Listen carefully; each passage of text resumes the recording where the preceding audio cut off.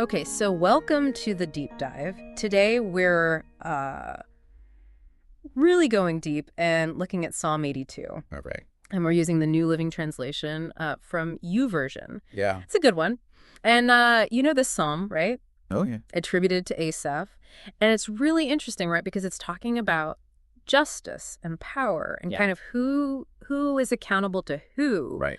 And it's so short. It is. It's so short. It's a short psalm, but it packs a punch. Definitely. So what are we hoping to kind of get out of this psalm in this deep dive? Oh, I think we want to understand the judgment. Yeah. The judgment that's being described here. Yeah. And who are these heavenly beings that are, being judged. Right. It's not totally clear. Yeah. But we want to look at that. And then I think ultimately we want to know, what does this ancient poem tell us about justice and authority today? Yeah.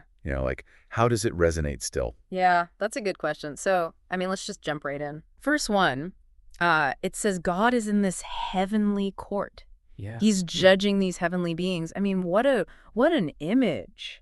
Yeah, it's a powerful image, It right? is. It's so strong. It sets up this tone of accountability, and not just for you and me. Yeah, yeah. Even in the highest realms, these beings, however we interpret them, they're not above scrutiny. Right, right. So it suggests there's an order, a structure to things. Right, yeah. Or even divine authority. There's a standard above that. Yeah. And that standard is God. Yeah, exactly. So then we get to verse 2, and it's so direct, it just throws down the gauntlet. It says, how long will you hand down unjust decisions by favoring the wicked? Yeah, no mincing words there. No, not at all. It's a huge accusation, right? Right. Against these powers that they're not doing what they're supposed to be doing. Right. And it points to this fundamental flaw when you think about it. When judgment becomes partial, it loses all legitimacy. It does, yeah. It harms the very people it's meant to protect. And that's not justice. No, definitely not. So then we go on, and, verses 3 and 4, they give us, a counter order, a direct command. It says, give justice to the poor and the orphan, uphold the rights of the oppressed and the destitute, rescue the poor and helpless, deliver them from the grasp of evil people. Okay. That's a lot to do. It is. And it's, this is action. This isn't just think good thoughts. Right, right. It's about concrete action. It's a mandate for people with authority to actually step in and help. Yeah, yeah. Really help. Yeah. Intervene on behalf of the vulnerable.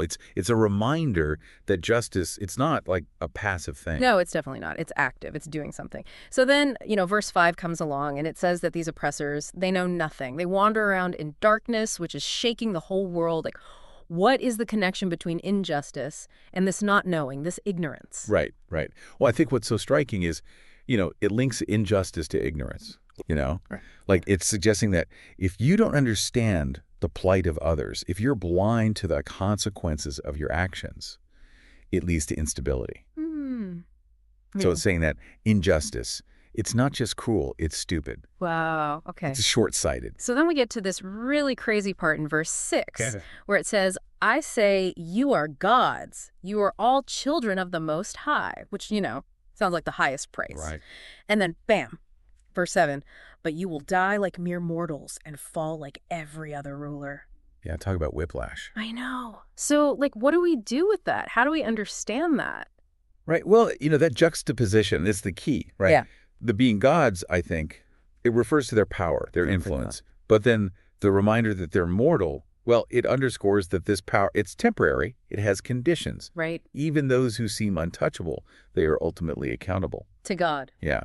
And subject to the same fate as everyone else. Death. We're all going to die. So then verse 7, it just repeats that, boom, boom, Yeah. You're going to die, you're going to die. And then Psalm 82, it wraps up in verse 8 with, rise up, O God, and judge the earth, for all the nations belong to you. That feels very final. It is. It's the last word. And it's a powerful statement about ultimate authority. There might be these earthly powers, even heavenly powers, but the final judgment, it belongs to God. And it's for everyone. It's universal. Yeah. It emphasizes that real justice, true justice, will ultimately win out. So if we kind of boil this all down, Yep. what we're seeing in Psalm 82 is this vision of accountability that stretches, even to those in these seemingly divine positions. Yeah. It's demanding that they act justly and that they think about the vulnerable. It is. And I think that there's this tension between having power and then being responsible for how you use it. That's what the whole psalm is about. Yeah, it's still relevant. Oh, yeah, absolutely. I mean, it makes us Yeah. consider how these ancient principles like justice and accountability, how do they show up today? What about in business? What about in politics? Our communities. Yeah, I mean, it's a question for everyone listening, right? Regardless of your title, regardless of, what authority you have, what does genuine accountability look like to you? Yeah. Why does it matter? Because the psalm is saying it matters a lot.